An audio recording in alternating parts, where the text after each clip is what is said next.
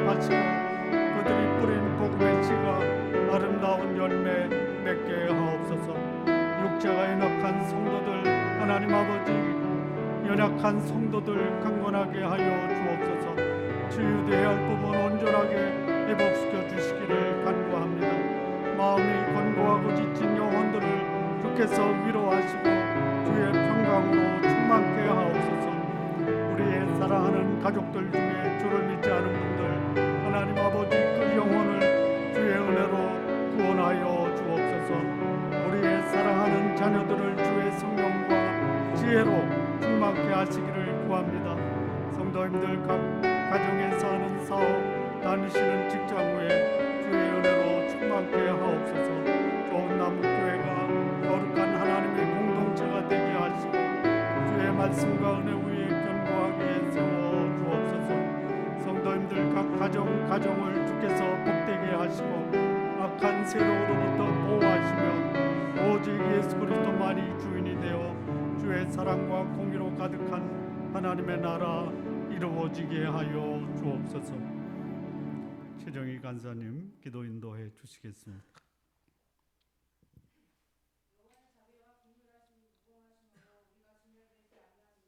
아멘.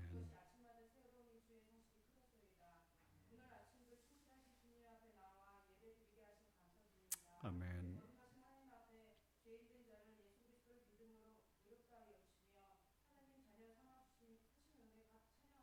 아멘. 아멘.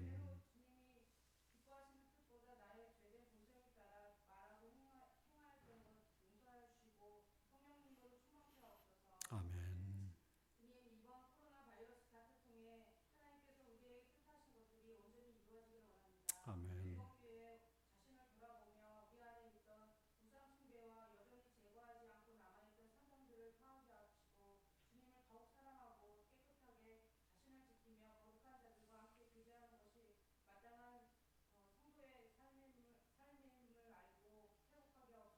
아멘. 아멘.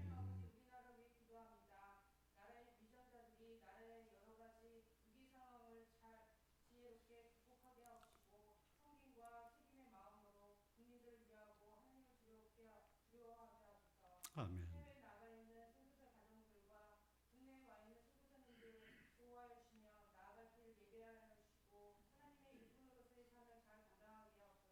아멘.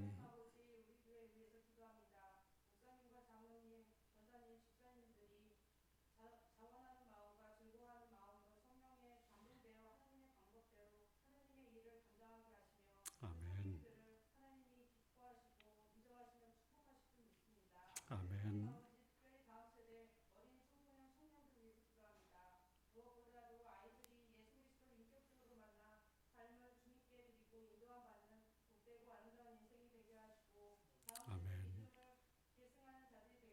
아멘. 아멘.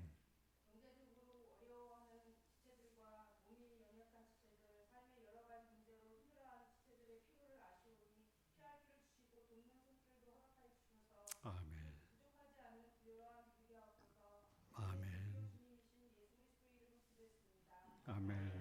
하늘에 계신 우리 아버지여, 이름이 거룩히 여김을 받으시오며 나라가 임하옵시며 뜻이 하늘에서 이루어진 것 같이 땅에서도 이루어지리. 오늘날 우리에게 일용할 양식을 주옵시고 우리가 우리에게 죄 지은 자를 사하여 준 것 같이 우리 죄를 사하여 주옵시고 우리를 시험에 들지 말게 하옵시며 다만 악에서 구하옵소서. 나라와 권세와 영광이 아버지께 영원히 쌓옵나이다. 아멘.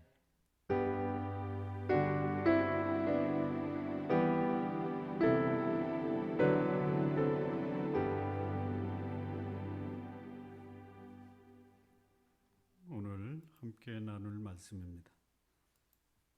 사무엘하 6장 1절에서 11절까지 말씀입니다.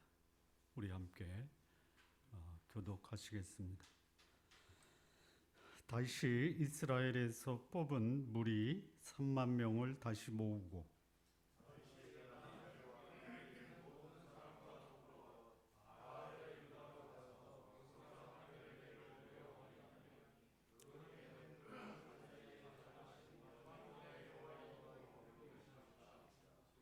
그들이 하나님의 궤를 새 수레에 싣고 산에 있는 아비나답의 집에서 나오는데 아비나답의 아들 웃사가 웃사와 아효가 그 새 수레를 모니라.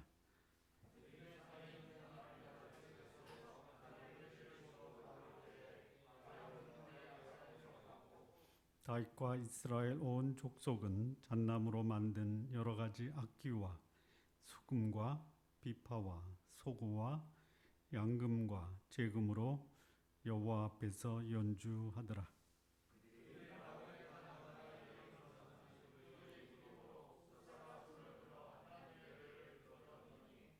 여호와 하나님이 웃사가 잘못함으로 말미암아 진노하사 그를 그곳에서 치시니 그가 거기 하나님의 궤 곁에서 죽으니라.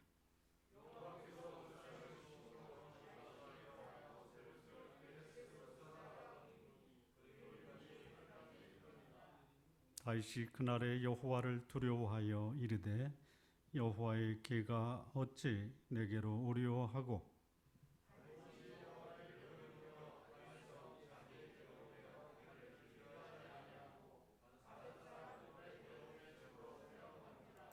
함께 읽겠습니다. 여호와의 궤가 가뎃 사람 에돔의 찜에 석 달에 있었는데 여호와께서 오벳 에돔과 그의 온 집에 복을 주시니라. 기도하시겠습니다. 하나님 아버지, 주의 말씀을 따라 순종하고 그 순종하는 삶에 하나님이 복 주시는 아름다운 삶 우리 모두 살 수 있도록 축복해 주옵소서. 예수님의 이름으로 기도합니다. 아멘. 다윗이 30에 유다의 왕위에 오릅니다. 30만 돼도 나라를 통치할 수 있는 그런 통치자의 자리에 올라갈 수가 있습니다. 그리고 그 후 7년 반 후에 유다와 전 이스라엘의 통일 왕국의 왕위에 오릅니다.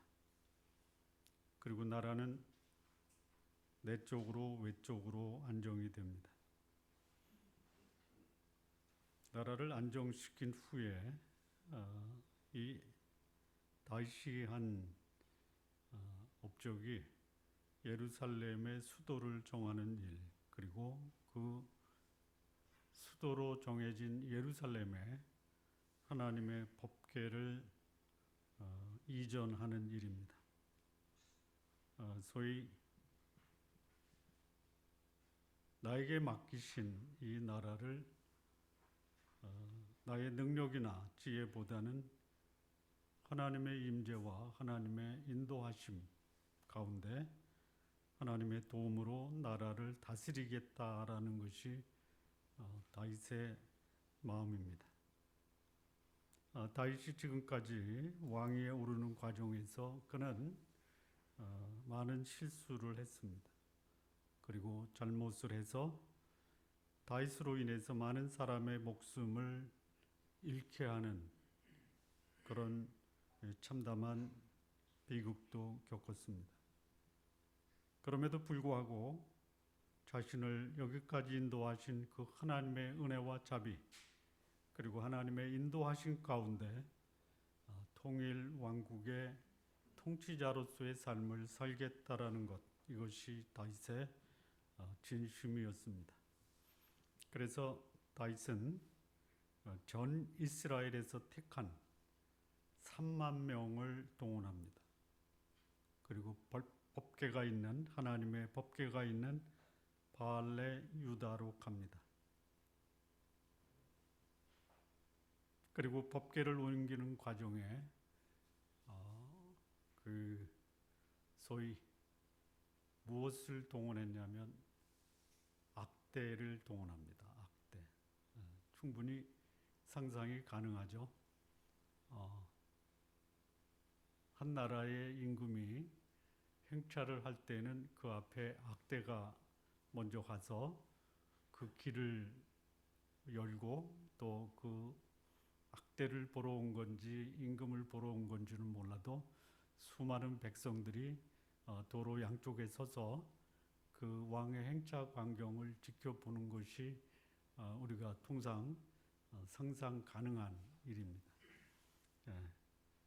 굉장히 오래된 역사입니다. 거의 BC 1000년 전에도 그런 악대가 앞장서고 왕도 행차하고 그리고 거기에 하나님의 임재를 상징하는 법궤 운반이 진행이 됩니다.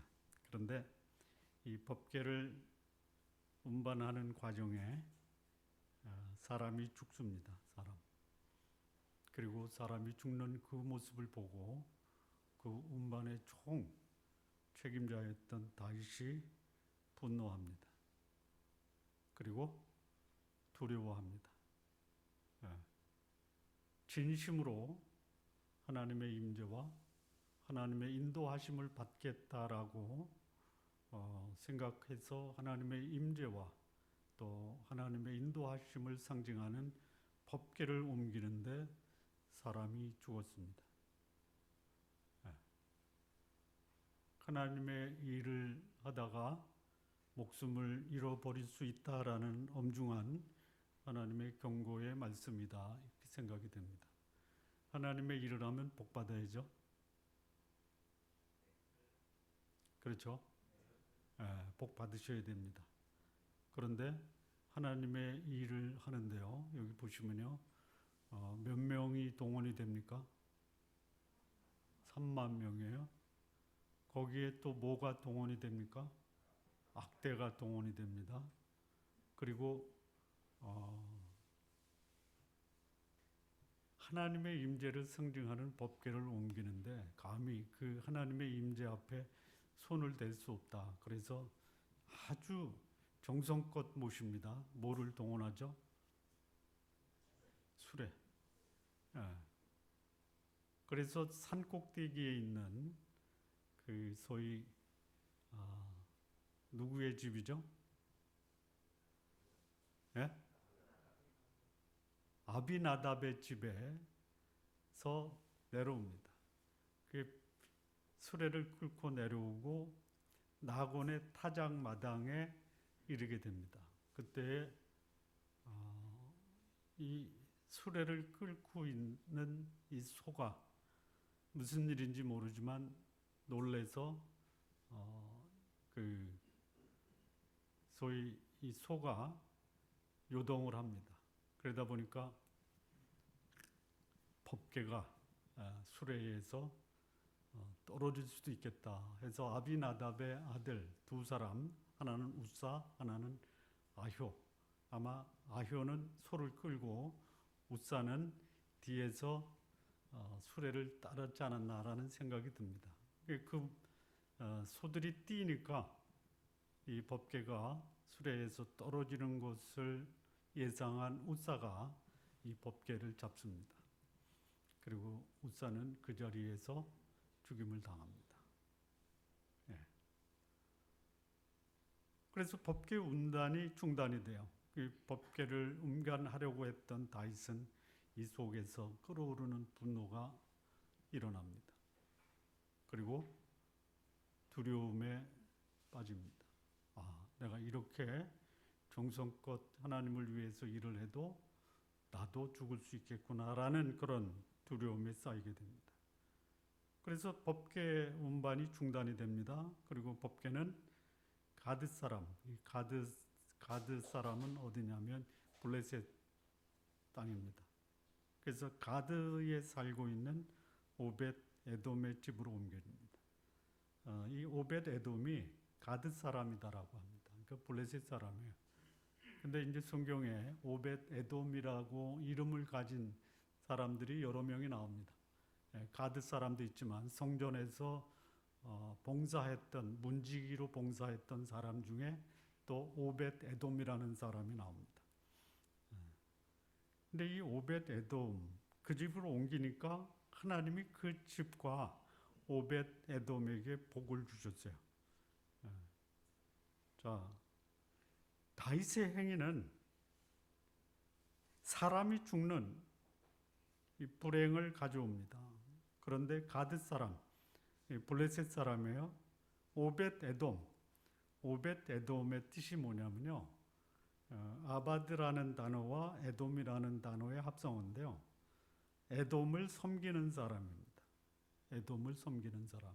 그러니까 하나님을 섬기는 사람이 아니고 에돔을 섬기는 사람입니다.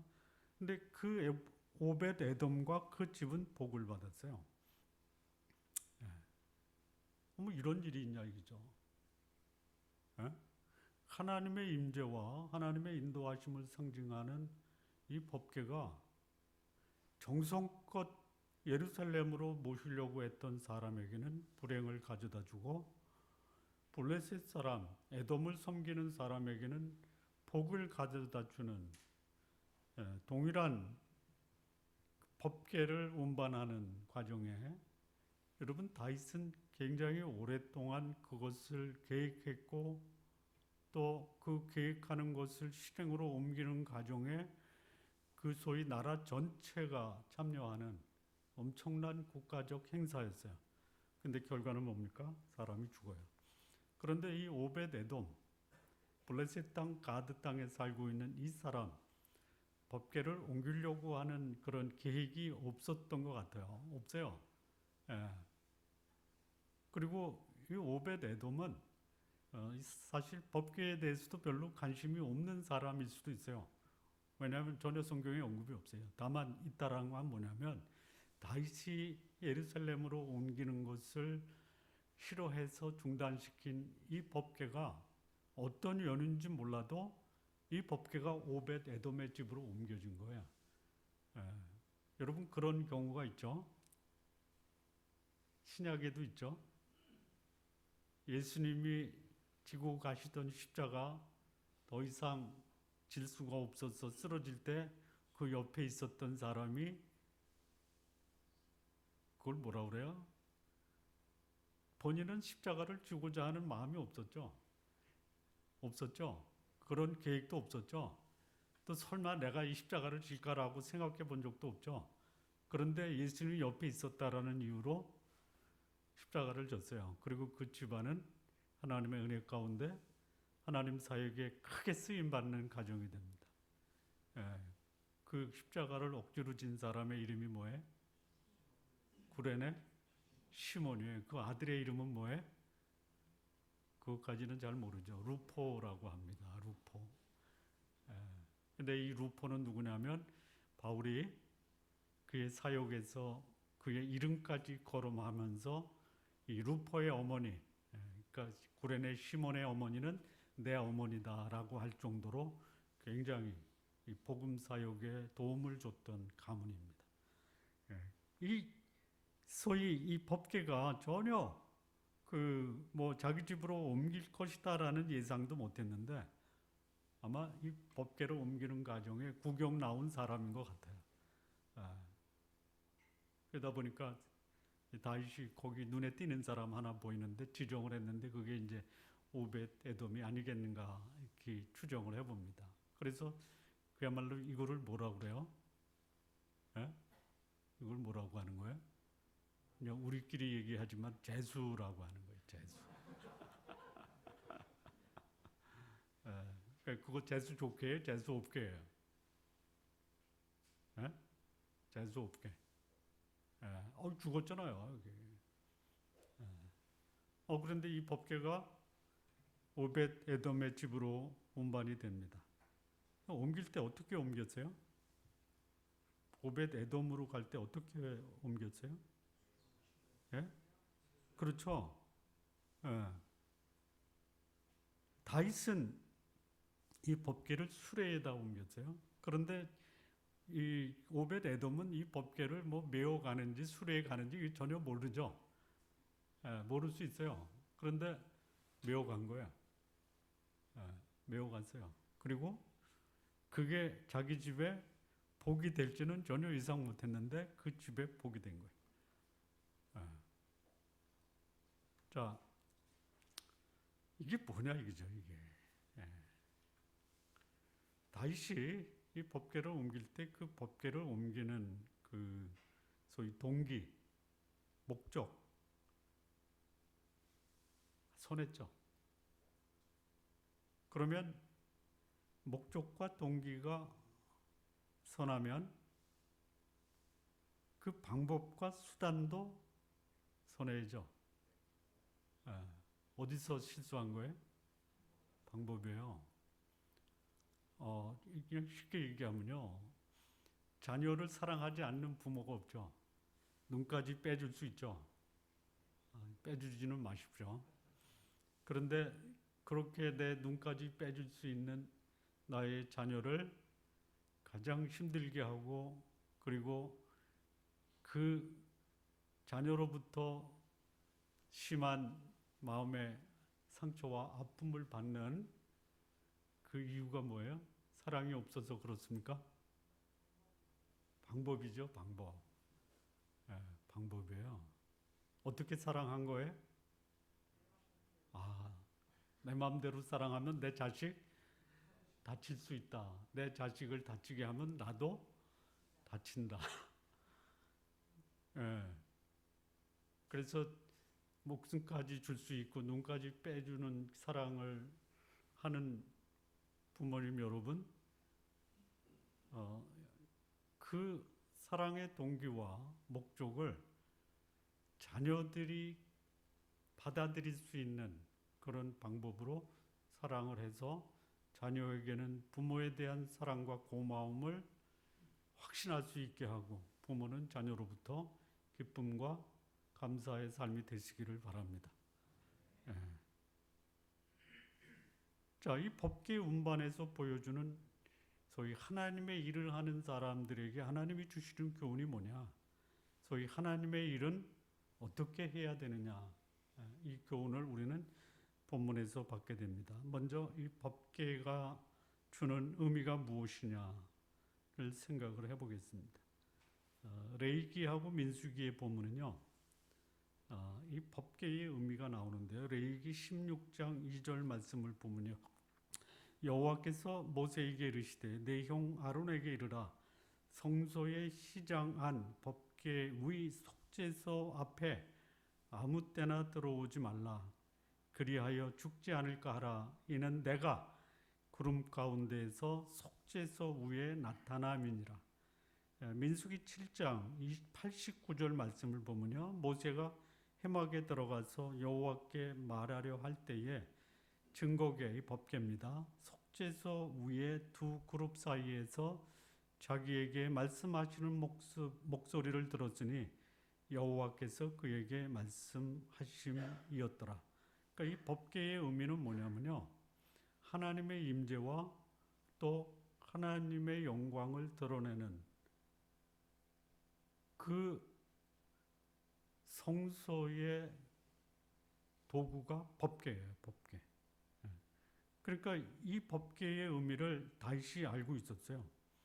나는 하나님의 음성을 듣고 또 하나님의 임재 가운데서 이스라엘을 다스리겠다. 이게 다윗의 간절한 소원이에요.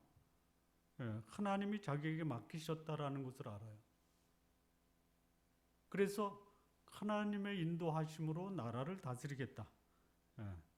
그의 간절한 마음이 소위 법계를 옮기는 데 동원한 사람의 수, 그리고 법계를 옮기는 과정에서 그가 보여준 정성, 이 진심이에요. 내가 하나님의 말씀을 듣겠습니다. 하나님의 임재 가운데 당신의 인도하심을 받겠습니다. 이게 법계를 운반하는 이 다윗의 동기예요. 그런데 이 소위 간절한 마음, 그리고 정성스러운 마음이 하나님의 뜻과 무관하면 그 정성과 간절함이 오히려 화를 부를 수 있다라는 것이죠. 하나님의 일, 이 법궤를 운반하는 것, 이거는 사람의 정성과 간절함이 필요해요. 여러분 하나님의 일을 할 때 정성껏 하시고 간절하게 하십시오. 여기 정성껏 해다가 화를 당했으니까 난 이제 정성껏 안 할 거야. 뭐 이렇게 생각하시면 안 됩니다. 이건 웃자고 하는 겁니다. 웃어주세요. 예. 자, 그런데요.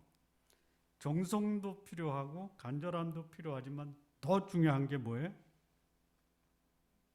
정성과 간절함이 하나님의 뜻이냐라는 것이에요. 예. 하나님의 뜻이 아니면요. 정성껏 하지 마십시오. 예? 내가 정성껏 했으니까 하나님이 나를 복 주실 거야. 아닐 수도 있어요. 예. 힘들고 그냥 짜증나고 인상을 쓰면서 하나님의 일을 해도요. 그것이 하나님 말씀에 맞으면요. 복 받는 거예요. 차라리 인상 쓰고 짜증내면서 하나님 뜻에 합당하게 사십시오.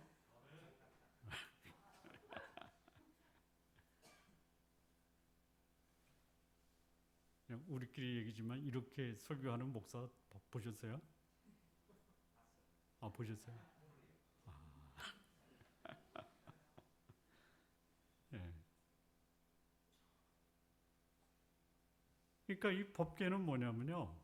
하나님의 임재예요. 하나님의 임재가 뭐냐? 거룩함과 그리고 깨끗함과 그리고 하나님의 자비와 긍휼을 상징하는 게 법계예요. 이 법계 안에 뭐가 있어요? 세 가지가 있어요. 인간의 부패를 상징하는 거에 세 가지 다. 거기 만나가 있어요. 깨어진 십계명, 돌비가 있어요. 그리고 아론의 쌍난 지팡이가 있어요.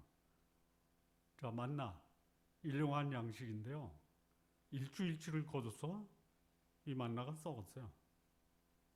그러니까 하나님 말씀에 불순종한 그것을 상징하는 만나. 그리고 십계명을 받으러 하나님의 말씀을 받으러 시내산 산꼭대기에서 하나님의 말씀을 받아가지고 내려오는 그 과정에서 이스라엘 백성은 산 밑에서 뭐 했어요? 우상 숭배했어요. 뭐라고 그랬냐면요. 여기 우리를 애굽에서 인도해낸 신이 여기 있다. 그리고 그 앞에서 뭐 축제를 하는 거야. 광란의 축제. 그 모습을 보니까 모세가 어떻게 해요? 그 돌비를 그냥 던져버리죠. 선포되기 전에도 하나님의 말씀은 깨어질 수 있다. 뭐예요? 인간의 우상 숭배. 그리고 아론의 쌍난 지팡이가 나오는데요. 아론의 쌍난 지팡이는 뭐냐면 이제 12지파가 왜 모세 그리고 아론만 레위 지파만 이스라엘 민족의 지도자가 되느냐? 우리도 될 수 있다. 그러니까 하나님이 각 지파의 대표 선수들을 소집을 합니다. 그리고 그들에게 지팡이를 가져오라고 그랬죠. 그런데 그 12지파를 대표하는 각 족장들의 지팡이에서 무슨 변화가 일어나냐면 아무런 변화가 안 일어납니다. 근데 변화가 일어나는 지팡이가 있어요. 그 지팡이가 뭡니까? 아론의 지팡이. 거기에 싹이 나는. 하나님이 세우셨다. 그런데 백성들은 하나님이 세우신 권위에 도전했다라고 하는 소위 하나님 권위에 도전한 그 상징이 뭐냐? 아론의 쌍난 지팡이예요. 그래서 이 법궤의 뚜껑이 열리면요, 거긴 진노가 쏟아지는 거예요. 그래서 이 법궤 위에 1년에 한 번, 대속죄일에 한 번씩 대제사장이 그 양이나 소의 그 피를 가지고 법궤에 뿌려서 하나님이 용서하시면 대제사장이 살고 하나님의 진노가 이스라엘 백성에게 내려주면 대제사장이 죽습니다. 그래서 법궤 앞에서는 인간의 철저한 부패와 죄를 인정하고 그 죄 문제를 해결하는 일이 선행되어야 돼요. 하나님 앞에 선 인간 누구도 그 하나님 앞에서 온전할 수가 없어요. 그냥 하나님의 진노와 심판 앞에 목숨을 잃을 수 있는 거예요. 그래서 하나님이 하나님 앞에 서는 이 방법으로 무엇을 하나님이 마련하셨냐? 법궤 위에 피를 쏟는 거예요. 여러분, 염소와 아니죠. 양과 송아지의 피가 죄를 씻을 수 있습니까? 예? 아니에요? 안 해요? 옛날에는 됐어요. 지금은 안 돼요. 지금 안 돼요. 왜 옛날에는 되는데 왜 지금은 안 돼요? 아니 만약에 지금도 하나님이 예수님 믿지 않고 구원받는 방법이 예수님 믿는 방법이 있고, 예? 그 소위 양과 소를 잡아서 피를 가지고 니네 집에 문설주에 뿌리면 구원받는다라고 말씀하셨으면 가능하죠. 그러니까 구약에 양과 소를 잡아서 피를 뿌렸기 때문에 죄 용서함을 받은 겁니까? 아니죠. 아니에요.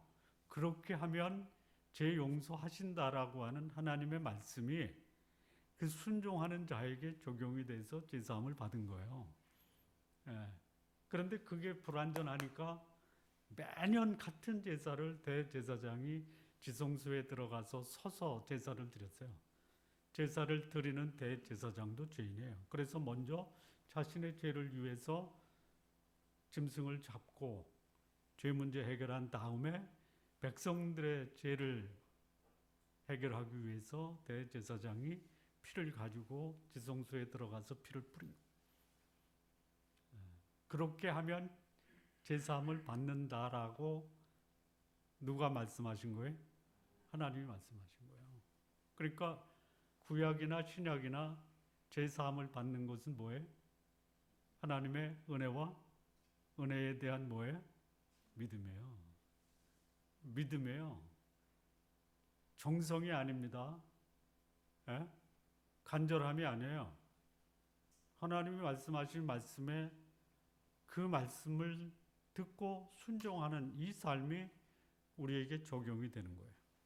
그래서 이 법궤는 하나님의 자비와 공효를 나타내는 거예요. 그래서 이 법궤의 뚜껑을 뭐라고 하냐면 소위 속죄소, 의미적으로는 맞는데요.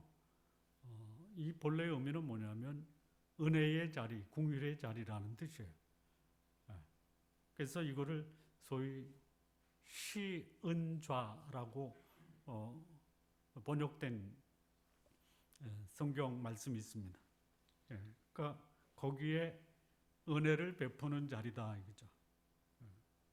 그리고 거기 하나님의 영광을 나타내셨어요. 하나님의 영광이 어디서 나타나냐면요, 놀라운 영광이 어디 나타나냐면요, 죄 사함을 받는 그곳에 나타나는 거예요.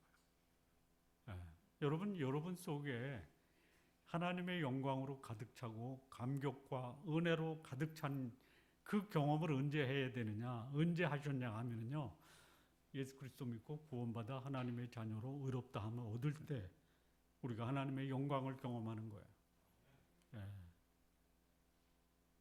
여러분 최선을 다해서 좋은 업적과 성취를 이루시기 바랍니다. 그것도 진짜 영광스러운 일이에요. 근데 우리의 삶이 영원하다라고 할 때 가장 영광스러운 그 순간이 언제냐? 하나님 앞에 의롭다함을 얻고 하나님의 자녀로 출생하는 그 순간이 가장 우리 생애에서 영광스러운 순간이에요. 그러니까 그런 하나님 앞에 죄와 부패를 씻는 그 거룩한 하나님의 성구가 뭐냐? 법궤예요, 법궤. 그래서 이 법궤는 거룩한 하나님 앞에서 거룩한 삶을 살고 하나님의 인도하심을 받겠다라고 하는 하나님의 백성들의 다짐이 이루어지는 것이 법궤예요. 그러니까 다윗이 자기가 있는 예루살렘에 법궤를 옮겨서 나라의 구심점이 왕인 다윗이 아니라 하나님이 이 나라의 구심점이다. 그리고 거룩하신 하나님 앞에서 나는 거룩한 통치를 하겠다. 이게 법궤를 옮기는 거예요.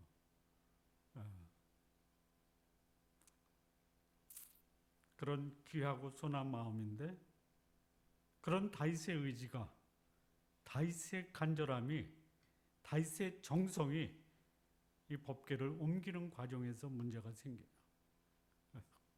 다윗이 분노합니다. 다른 곳으로 옮겨져요. 그리고 다른 곳에 있는 그 사람이 그 사람과 그 집안이 복으로 돼요. 우리 성도님들 그 이것도 그냥 웃자고 하는 거예요. 재수 없게 예수 믿어서 복 받으시기 바랍니다.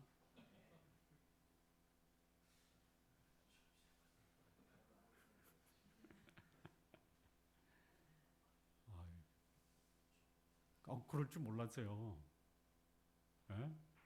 여러분 예수 믿는 게 재수 좋은 겁니까? 재수 나쁜 겁니까? 알고 믿으셨어요? 모르고 믿으셨어요? 그럴 줄 몰랐죠? 예? 예. 자, 조금 더 좀 보시겠습니다. 이 법궤를 운반하는 과정에서 누구는 저주를 받고 누구는 복을 받았어요. 예. 그러니까 하나님의 일을 하면서 저주 받을 수 있고 복을 받을 수 있어요. 예. 그러면 저주 받은 경우가 누구냐? 다윗이에요. 다윗. 하나님 마음에 합한 사람이 하나님의 일을 하다가 정성껏 하고 간절함으로 하다가 오히려 저주를 받아서 분노하고 두려워했다. 그 이유가 뭐예요? 동기입니까? 방법이에요. 방법. 그래서 나 하나님이 내 마음 알아주실 거예요. 물론 하나님이 중심을 보는 거예요. 외모로 보지 않습니다. 중심을 봐요. 예. 그 정성과 간절함으로 하는데요. 그 정성과 간절함으로 행동으로 옮기기 전에요. 한 번 더 점검해야 될 게 있어요. 뭐죠? 하나님 뜻에 합당한 방법인가?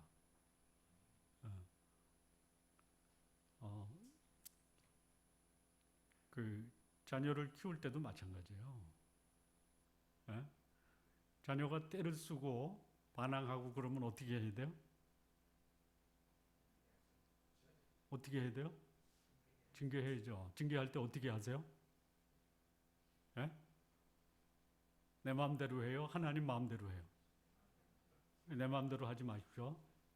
징계는 하되 내 마음대로 하지 마십시오. 예. 그런 거 있잖아요.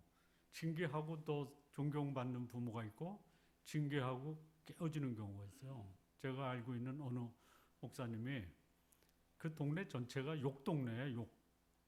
예, 아침에 일어나서 밤에 잘 때까지 욕으로 대화하는 동네예요. 혹시 그런 동네 가보셨어요? 예? 모르세요?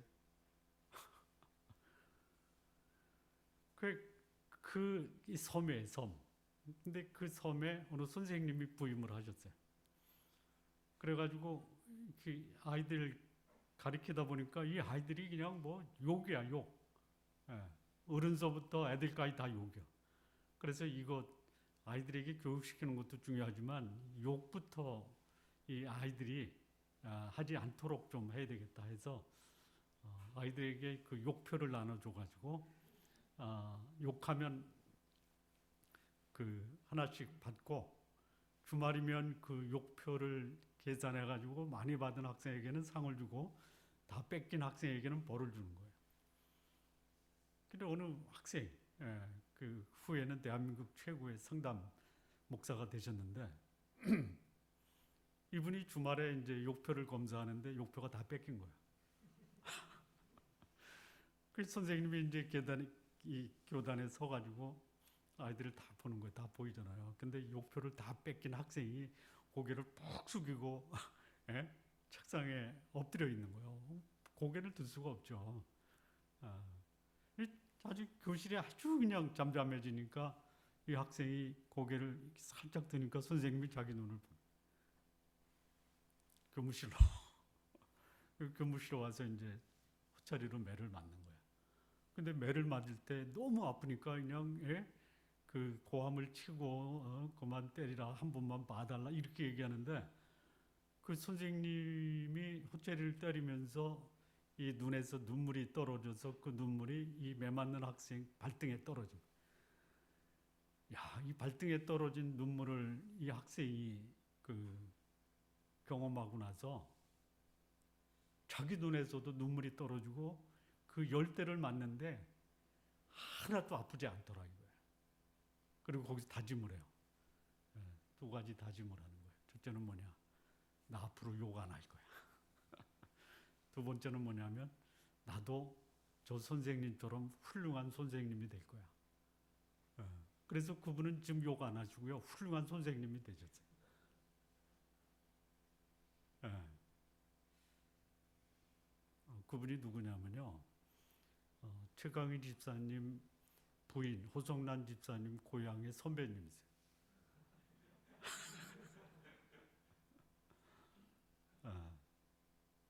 대충 누군지 아시죠?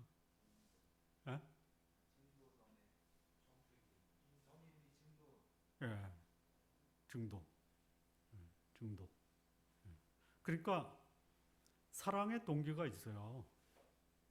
그런데 그야말로 매를 맞으면서도 삶을 변화시키고 감동을 주는 그런 그 양육 방법을 택하라 이거죠. 하나님을 섬기는 방법도 정성껏 하다가 사람이 죽어요. 예, 여기 6절 말씀 보면요. 그들이 나곤의 타작 마당에 이르러서는 소들이 띠므로 웃사가 손을 들어 하나님의 궤를 붙들었어요. 그랬더니 7절에 여호와 하나님이 웃사의 잘못함으로 말미암아 진노하사 그를 그곳에서 치시니 그가 거기 하나님의 궤 곁에서 죽으니라. 여기 웃사가 잘못했어요? 알았어요? 알았습니까? 몰랐죠? 여러분 그 자녀를 둔 부모님이 자식을 훈계하고 또 야단칠 때 내가 이렇게 치면 얘가 잘 될 것을 기대하고 야단치시죠? 근데 결과가 전혀 반대로 나타날 수 있죠? 그렇죠? 근데 야단치고 나서 자식이 잘못되면 내 잘못이에요? 자녀 잘못이에요? 어떻게 생각하시냐고요? 둘 다 잘못이에요. 부모 잘못이에요. 부모 잘못. 그래서 제가 우리 큰애한테 어제 그런 말을 했어요. 절대로 큰 소리 치지 말고 절대로 손대지 말아라. 그 아이가 알아들 수 있는 말, 그 아이가 알아들 수 있는 방법으로 훈계하라. 미치고 팔짝 뛴대요. 그냥 근데 조 받고 싶은데 조 받으면 어떻게 돼요? 이제 아빠하고는 그러려고 했던 거 아니잖아요. 뭐가 잘못된 거예요? 방법이 잘못된 거예요. 방법이. 그러니까 하나님의 일은 하나님의 방법, 하나님이 말씀하신 대로 해야 된다라는 거예요. 예, 하나님의 방법과 하나님의 말씀대로 하지 않고 자신의 생각과 자신의 뜻대로 정성을 다해도 그 결과는 하나님의 저주와 형벌을 받을 수 있다라는 것이에요. 그렇게 소중한 내 자식, 그렇게 내 인생을 걸고 섬기는 하나님 앞에 그분을 섬기는 일이 그분의 뜻대로 하는 거예요. 자, 우리가 그냥 아주 비근한 예로요. 그 시험 보고 점수 좋은 학생들의 공부 방법이 뭐예요? 예? 열심히 하면 점수 좋습니까? 열심히 안 한 사람이 어디 있어요? 예? 뭐요? 방법. 어떻게 하는데요? 예? 어떻게 해요? 출제위원회 의도를 알고 그 출제위원회 뜻대로 답을 쓰는 거예요. 예. 이게 핵심입니다. 그야말로 세계 최고의 대학에서 학생 선발할 때 성적 좋은 학생 뽑습니까? 예? 아니에요. 그 학교가 의도한 학생들을 뽑는 거예요. 거기에 성적도 참고사항이에요. 우리나라처럼 시험 봐서 성적 순으로 하는 데는 뭐 어쩔 수 없어요. 예. 그것도 뭐 1, 2, 3, 4, 4지 선다형으로 하면 거기는 뭐죠? 다른 고려사항이 없어요. 근데 전혀 예상치 않은데 합격을 했어요. 근데 예상치 못한 자기 자신이 갖고 있었던 그 학교가 원하는 조건을 가지고 있을 수밖에 없다.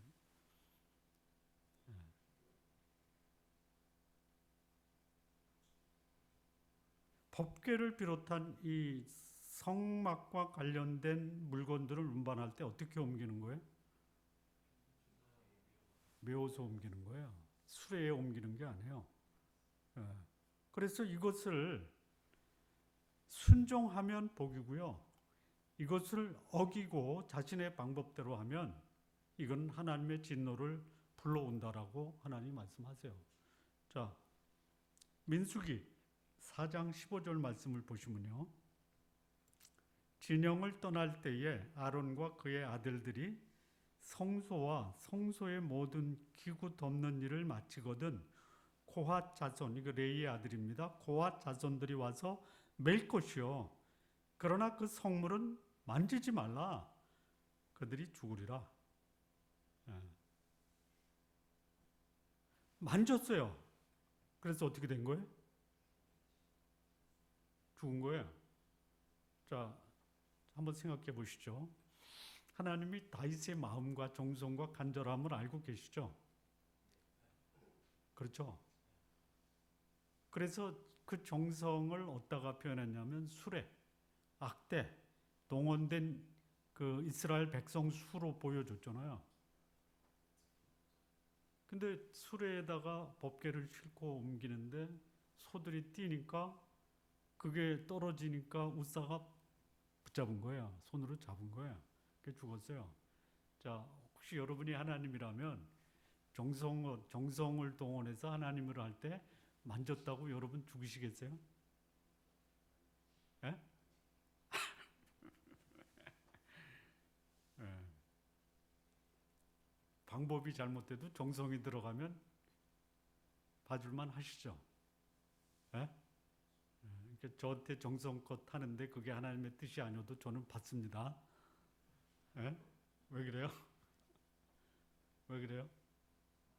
하나님이 아니니까. 그러니까 저한테 하는 거는 괜찮아요. 근데 하나님의 일을 할 때는 어떻게 해야 돼요? 정성껏 하되 그 정성이 하나님 뜻에 합당하냐? 예. 그러니까 메워 옮기는 것을 만지고 메어서 옮기는 것을 수레에 옮겼기 때문에 그런 하나님의 진노가 반드시 거기에 나타날 수 있다라는 그런 가능성이 있었던 거예요.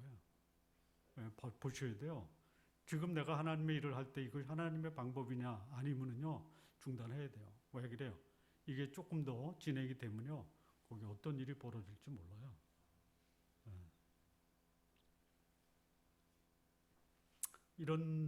이렇게 이제 그 반론하는 사람이 있어요. 아니 법궤를 옮기는 것으로 인해서 하나님이 사람의 생명을 취하는 거 정성껏 간절함으로 했는데 목숨을 앗아가는 건 너무 하나님이 그 잔인한 거 아니냐 이렇게 말할 수 있죠. 그렇죠? 한 번 정도 봐줄 수 있지 않냐. 자 그러면 그 하나님은 하나님이 아니에요. 하나님이 아니에요. 하나님은 그 순간 뭐가 되는 거예요? 뭐가 되는 거예요? 거짓말쟁이가 되는 거예요. 거짓말의 그 소위 그 뭐죠? 거짓말의 전유물은 누구 거예요? 사단이에요. 사단이에요. 사단은 이렇게 해요. 돌아가도 서울만 가면 되고 방법은 틀려도 목적이 좋으면 괜찮아. 하나님은 그렇지 않습니다. 분명히 근거를 제시해요. 원칙을 제시하세요. 그래서 원칙에 벗어나면 죽는 거예요. 뭐 100번의 교통신호 지키다가 아무런 사고가 없었어요. 그래서 뭐 한 번 정도는 괜찮지 하다가 대형 사고 나면 어떻게 돼요? 그때 저기 그 신호등 만든 사람한테 원망하십니까? 예? 아니요? 아, 왜 신호등 때문에 사고 났는데. 원칙을 벗어나면 벗어난 것에 대한 책임은 누가 지는 거예요? 내가 지는 거예요. 내가 지는 거야. 그러니까 하나님의 일, 이 소위 하나님의 백성들의 공동체, 교회 안에서도 마찬가지예요. 하나님의 일을 할 때 먼저 계획하는 것부터 하나님의 뜻을 묻고 시작하는 것. 그리고 그 일을 진행하는 과정에서 이 방법도 하나님의 뜻에 합당하다라는 것을 확인하고 해야 돼요. 그렇지 않으면요, 소위 하나님의 말씀 없이 하나님의 일을 하는 것, 차라리 하지 않은 만도 못할 수 있다.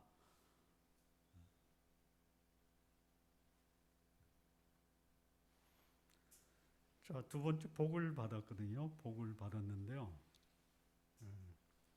누가 복을 받냐면 오벳 에돔이에요. 오벳 에돔, 이 개인이에요. 그리고 그의 집도 복을 받아요.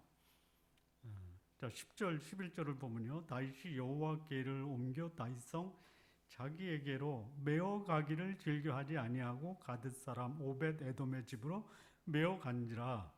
여호와의 궤가 가드 사람 오벳 에돔 집에 석 달을 있었는데 여호와께서 오벳 에돔과 그의 온 집에 복을 주시니라. 여기 다윗이 법궤를 옮길 때 메어 가는 것을 알았을까요? 몰랐을까요? 알았을까요? 몰랐을까요? 알았죠. 여기 메어 가기를 즐겨하지 아니한 거예요. 알았어요. 알았는데 순종하지 않은 거예요. 정성껏 하면 되지. 여러분, 정성보다 중요한 게 뭐예요? 순종이라고 그러죠. 그 사울이 제사 드렸잖아요. 하나님 안 받으셨죠? 왜 안 받으셨어요? 그러시면서 하나님이 사울에게 하신 말씀이 뭐예요? 물론 사무엘을 통해서 하신 말씀이지만 순종이 제사보다 나은 거예요. 우리 성도님들 각 삶에서 내가 어떤 행동을 하든 한 번 정도는 좀 이 행동, 이 의사 결정이 하나님 뜻에 합당한 것인지를 한번 생각하고 행동하시기 바랍니다. 그러면 복 받는 거예요. 여기 이 오벳 에돔이 법궤를 옮기려고 하는 마음이 있었느냐? 몰라요. 없을 수도 있어요. 왜? 이스라엘의 왕 다윗이 법궤를 옮기는데 혹시 법궤를 옮기다가 다윗이 마음이 바뀌어서 법궤 옮기는 것을 포기하면 내가 옮길 수도 있겠다라는 마음을 갖고 거기 간 거 아니잖아요.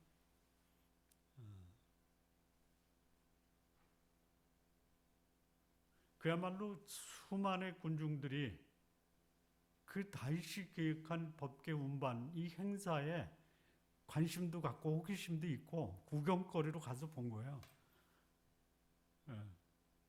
그런데 이 법궤가 자기 집으로 옮겨지는 거예요. 그 옮기는 방법이 메어 가는 건지도 모를 수 있어요. 근데 메어 간 거예요. 그리고 자기 집에 모신 거예요. 복 받은 거예요. 오벳 에돔이 여호와를 믿었다. 이것도 잘 모르겠어요. 여러분 정직하게 깨끗하고 그리고 사람들을 위해서 선행을 베풀며 하나님 복 줄 수 있어요. 원칙대로 살면 원칙이 그를 복되게 하는 거예요. 원칙에 벗어나면 벗어난 원칙이 그에게 하를 미칠 수 있다라는 것이요. 그러니까 하나님의 백성이든 하나님의 백성이 아닌 이방인이든 알고 순종하든 모르고 순종하든 하나님 말씀에 합당하면 복 받는 거예요. 복 받는 거예요. 그러니까 오벳 에돔이 법궤를 운반하는 방법이 뭐예요? 하나님께 합당한 방법이에요. 하나님의 뜻을 알았느냐 모르겠어요. 그거는. 그러나 방법을 알든 모르든 그 법궤를 옮긴 방법은 하나님이 말씀하신 대로 법궤로 옮긴 거예요. 이 순종했다. 이 순종, 나는 뭐 오벳 에돔이 순종했다라는 그런 순종의 차원에서 보는 게 아니라 그야말로 재수없게 법궤를 옮겼는데 그 옮기는 방법이 재수 있게 하나님의 방법대로 옮긴 거예요. 자, 그렇다면 이 마무리를 좀 줘야 되는데요. 법궤 운반이 주는 교훈이 뭐냐? 첫 번째는 하나님의 일을 하는 것보다 더 중요한 것은 뭐냐? 하나님의 뜻을 아는 거예요. 그리고 하나님의 일을 행동으로 옮기기 전에 무엇이 선행되어야 되느냐? 하나님의 뜻을 배우고 아는 것이 선행되어야 된다라는 것입니다.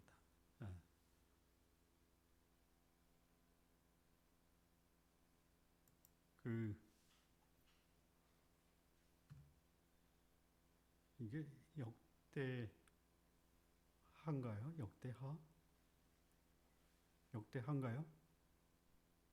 네. 역대하 15장 2절일 거예요. 예? 상입니까? 예, 죄송합니다. 역대상입니다. 다윗이 이르되 레이 사람 외에는 하나님의 계를 맬 수 없나니 이는 여호와께서 그들을 택하사 하나님의 계를 메고 영원히 그를 섬기게 하셨습니다 하고 누가 얘기하는 거예요? 다윗이에요. 그러니까 처음에는 그 레이 사람이 아니라 아비나답의 아들 둘이 수레에다가 법궤를 옮겼어요.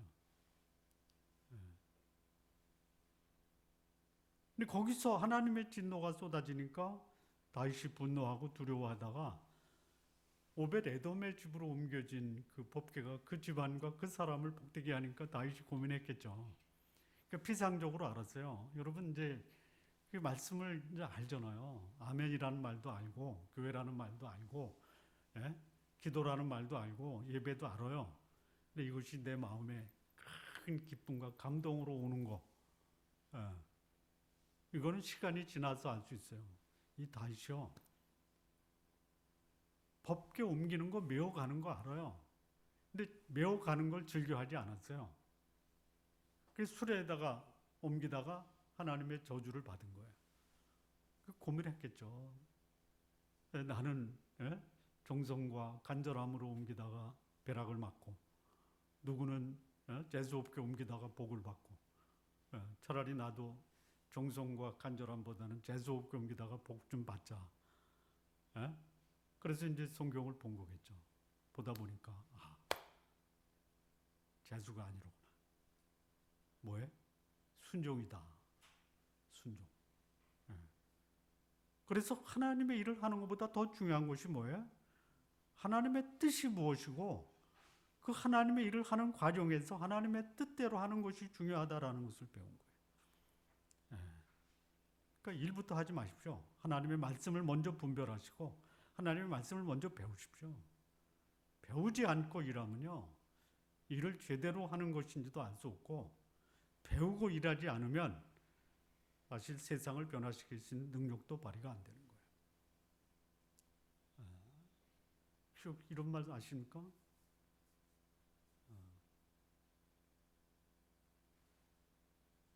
있잖아요. 그러니까 배움이 없는 신앙은 성장이 없고 또 뭐죠? 교육이 없는 교회는 미래가 없다. 이거를 개인에게 적용할 수 있어요. 내 뜻대로 하다가 내 인생 망칠 수 있고 내 방법대로 신앙생활 하다가 그 교회가 완전히 소위 아무런 영향을 행사할 수 없는 그냥 사람들이 모이는 집단으로 변화될 수 있다는 거예요. 배워야 되고요. 그리고 제대로 교육을 받아야 된다는 거예요. 나 개인을 위해서도 그렇고 내 가정을 위해서도 그렇고 내 신앙의 공동체 교회를 위해서도 그렇고 배우고 연마해야 돼요. 자, 두 번째는 뭐냐면요. 이 법궤 옮기는 것이 주는 교훈 두 번째는 뭐냐면 하나님의 일은 하나님의 말씀에 따라 순종하면서 해야 된다라는 거예요. 그러니까 오늘 그리스도인들이 관과하는 것이 뭐냐? 하나님의 뜻을 모르고 하나님의 일을 한다라는 것이에요. 그러니까 하나님의 뜻을 모르고 하나님의 일을 하면 무엇이 근거해서 일을 해요? 자신의 지식과 경험에 근거해서 하나님의 일을 하는 거예요. 교회에 문제가 있어요. 교회라고 문제 없는 게 없어요. 그래서 이제 회의를 합니다. 여러분들이 의견을 내요. 무엇에 근거해서 냅니까? 무엇에 근거해서 내요? 자신의 경험, 또 세상의 일치, 배운 학문적 근거. 그게 하나님 말씀과 일치되면 그렇게 하면 돼요. 지금 이렇게 해야 된다 이거죠. 문제가 생겼어요. 이 문제에 대해서 하나님이 우리에게 무슨 말씀을 하실까요? 그리고 하나님은 이 일을 어떻게 해결하기를 원하실까요? 하나님의 뜻을 묻고 그 뜻에 순종하는 것이 소위 하나님의 공동체에 속한 하나님의 백성들이 취해야 될 자세다라는 것이에요. 그러니까 너무나 엄청난 하나님의 계획과 섭리가 너무나 쉽고 단순하게 생각하고 행동하다가 전혀 하나님과 상관없는 행동을 하는 것, 이것이 하나님의 백성들 삶에서 나타날 수 있다라는 것이에요. 교회에서도 나타나고 하나님의 뜻을 알고 그 뜻에 순종하는 것, 이 법궤가 우리에게 주는 중요한 교훈입니다. 마무리 짓겠습니다. 하나님을 사모하고 하나님을 위해서 헌신하는 거 아주 귀하고 복된 일입니다. 그러나 하나님의 일은 하나님의 방법과 하나님의 말씀대로 해야 된다. 자신의 판단과 경험으로 하나님의 일을 하는 것 조심하고, 하나님의 일을 하면서 하나님의 저주와 진노를 당하는 것 이거 경계하셔야 됩니다. 오히려 하나님의 일을 하면서 하나님의 은혜와 복을 누리면서 하나님의 일을 할 수 있어야 합니다. 내 생각과 판단이 하나님의 진노, 하나님의 뜻에 합당한 방법으로 하면 복이라는 것, 우리 성도님들 명심하시기 바랍니다. 그래서 하나님의 일을 하기 전에 하나님의 뜻을 알고 하나님의 방법대로 일할 수 있는 이런 삶의 자세와 태도를 가지시기 바랍니다. 하나님을 예배하는 것, 하나님의 공동체 교회를 섬기는 것, 나의 가정을 섬기고 사랑하는 사람들을 섬기는 것, 여기에 하나님의 뜻을 알고 하나님이 기뻐하시는 방법으로 하시면서 하나님께서 주시는 은혜와 축복이 우리 성도님들에게 충만하시기를 진심으로 바랍니다. 기도하시겠습니다. 하나님 아버지 감사합니다. 우리가 이 땅의 삶을 살면서 우리를 보내신 하나님, 그분의 뜻 앞에 겸허하게 순종하고 또 하나님의 뜻을 아는 일에 우리가 최선을 다할 수 있도록 인도하여 주옵소서. 예수님의 이름으로 기도합니다. 아멘.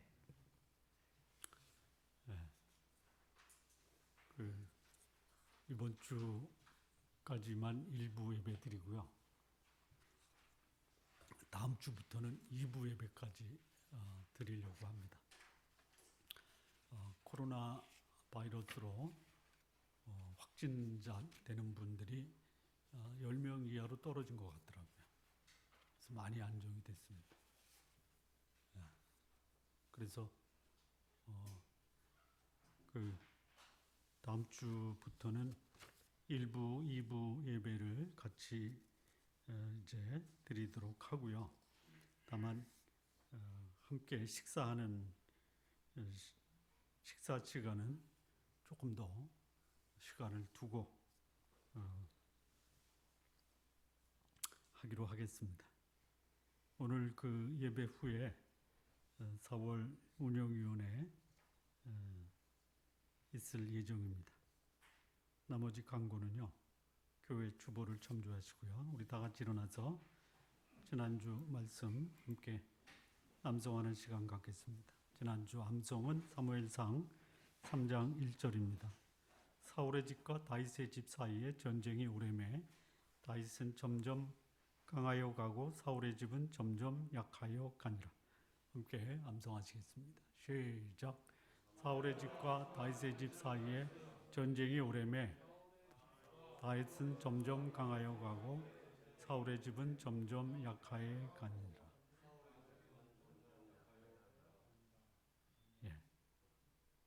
일어서신 채로 찬양 드리겠습니다. 새 찬송가 546장, 통일 찬송가 399장, 주님 약속하신 말씀 위에서 1절과 4절 찬양합니다.